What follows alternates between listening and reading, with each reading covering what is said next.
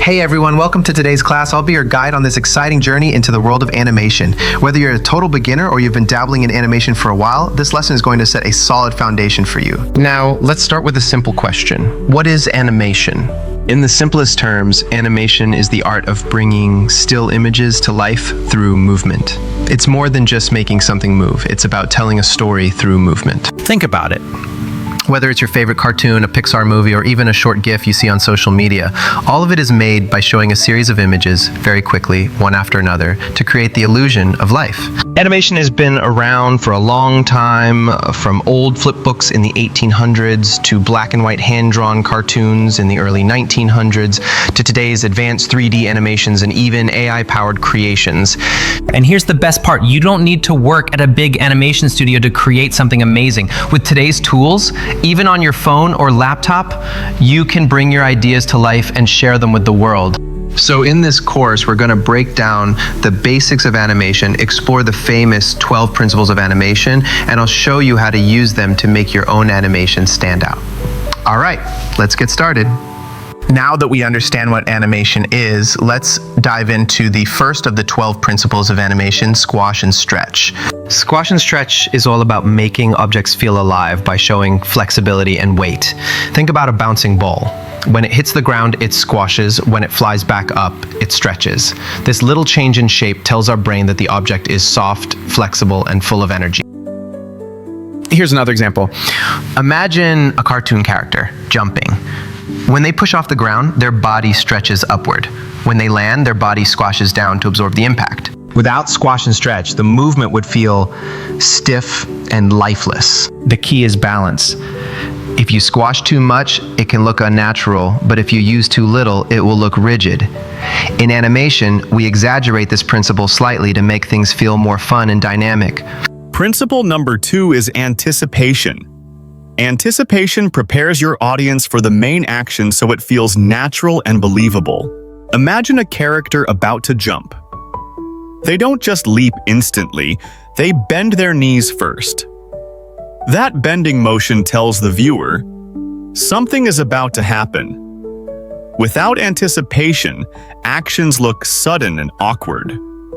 So whether it's a punch, a dance move, or even a simple head turn, give your audience a hint before the action happens. Next is staging, the art of presenting your idea clearly. Think of it like directing the audience's eyes to exactly what matters in the scene. This could be done through lighting, camera angles, or character positioning. For example, if a character is about to open a mysterious box, we might zoom in slightly and dim the background so all attention is on that box. The goal is simple: make sure the audience never feels confused about what's important. 4. Straight ahead.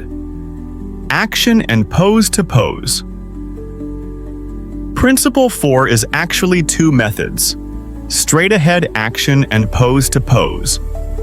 Straight ahead means animating frame by frame in order. It's spontaneous and great for unpredictable actions like fire, hair, or water. Pose to pose means creating key poses first, then filling in the in-between frames. It's perfect for structured movements like dialogue scenes. Often, animators mix both, using pose to pose for control and straight ahead for energy. Principle 5 is follow through and overlapping action. This is all about what happens after the main movement. If a character with long hair stops running, the hair doesn't stop instantly. It keeps moving for a moment before settling. That's follow through. Overlapping action is when different parts of the body move at different speeds. These principles add realism and make movement feel natural instead of robotic.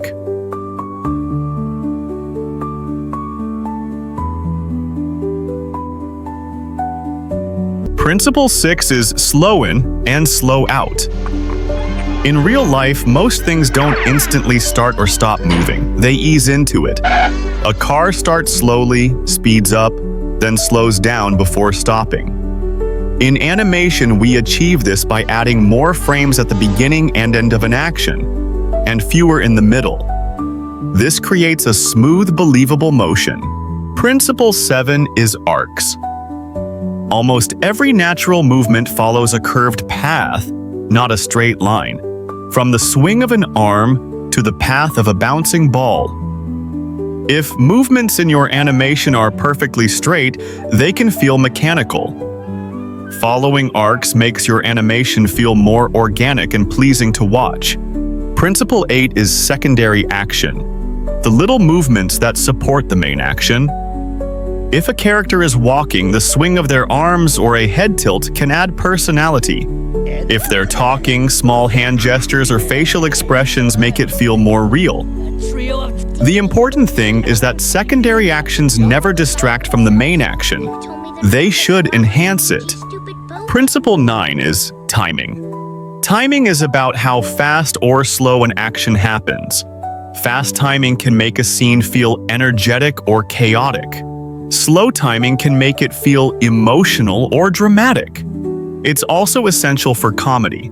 The right pause before a punchline can make all the difference. Principle 10 is exaggeration. In animation, we often push movements further than in real life to make them more expressive and interesting. A surprised character might open their eyes and mouth much wider than a real person would. The trick is to exaggerate enough to add energy without losing believability.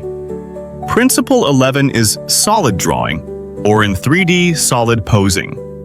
It's about giving your characters and objects a sense of weight, depth, and balance. Even if your style is cartoony, your characters should feel like they could exist in the real world. Good posing makes your characters feel stable and alive. And finally, Principle 12, appeal. Appeal isn't just about making characters look cute or pretty. It's about designing them in a way that's interesting and engaging to watch. Even a villain can have appeal if their design, movement, and personality are memorable. Appeal is what makes your animation stick in the viewer's mind long after they've watched it.